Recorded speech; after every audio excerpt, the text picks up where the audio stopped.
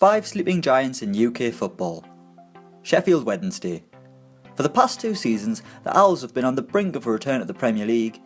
This season they were knocked out of the playoffs on penalties courtesy of eventual winners Huddersfield Town, while the year before they managed to reach the final at Wembley, only to lose 1-0 to Hull City after Mo Diame's wonder goal. Wednesday have been out of the top flight of English football for 17 years now, and financial plight saw them drop to the 3rd tier, yo-yoing back and forth between the Championship and League One. Having officially returned to the Championship in May 2012 under Dave Jones, Wednesday have been a consistent figure in the 2nd tier, and now their financial woes are firmly behind them and potential winding up orders are a thing of the past, with Dejphon Chansiri buying the club in 2014. Sheffield is the 3rd most populated district in England, and with the 40,000 seater stadium in Hillsborough, the Steel City has the potential to be home of one of England's top clubs, although the red side of the city will claim it should be them. Newcastle United.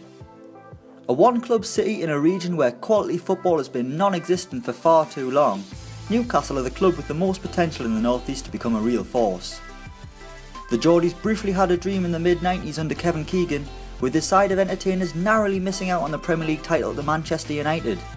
Since then it's been pretty bleak for Newcastle, especially after Sir Bobby Robson's sacking, sliding down the division and out of the Premier League more than once under the ownership of Sports Direct tycoon Mike Ashley. The businessman became a hate figure in Newcastle, with his ruthless business attitude hindering the Magpies from ever really challenging for honours. His decisions bit him on the backside, and Newcastle ended up in the Championship again last season, but there is now hope with Rafa Benitez calling the shots. The components are all there for Newcastle, a top-class manager and a loyal and passionate fan base who pack out a 52,000 seater stadium. They just need to get things right off the pitch. With Benitez as manager, Newcastle fans really believe they can become the giant they think they can and should be. Nottingham Forest.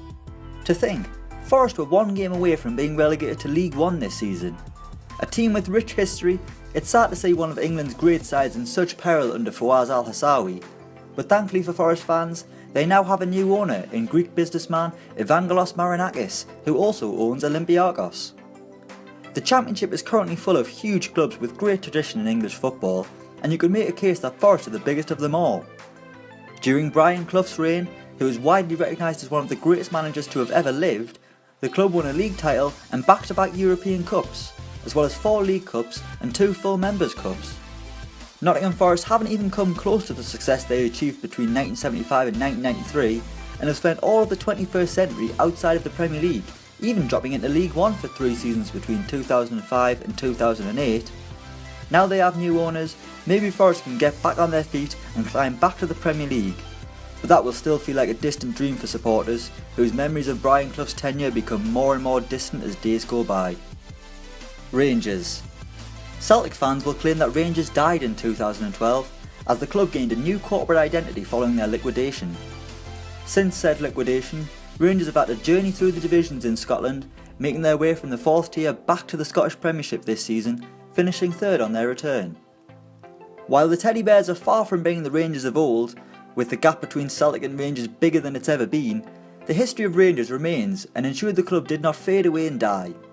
While recent history has Celtic at the top of the Old Firm rivalry, Rangers dominated Glasgow for a long time, winning 9 league titles in a row between 1989 and 1997 under Graham Souness and Walter Smith, with some real greats of the game playing for the club such as Brian Laudrup and Paul Gascoigne. Much is said about the quality of Scottish football, and while some of those comments are unfair, the Scottish game has really suffered from Rangers' financial plight. Now back in the top division, Rangers can begin to try and plug the gap between themselves and Celtic and make the Old Firm rivalry as competitive as it used to be, as well as raising the damaged profile of Scottish football. Leeds United. Just like Nottingham Forest, you could make a claim that Leeds are the biggest club in the Championship right now. But the real question is, when are they going to wake up and get back to where they really should be? In the late 90s and early 2000s, Leeds were a permanent fixture in the Premiership's top 5 as semi-finalists of both the Champions League and UEFA Cup. Financial fatality saw the once great club sink as low as League One, returning to the Championship in 2010. The Whites didn't really show any signs of getting back to the Premier League, and once the Massimo Cellino reign began, there were too many managerial changes and crazy boardroom decisions to give the club any stability to enable them to build to a platform for success. However, it looked like things had changed under Gary Monk, whose Leeds team narrowly missed out on the playoffs.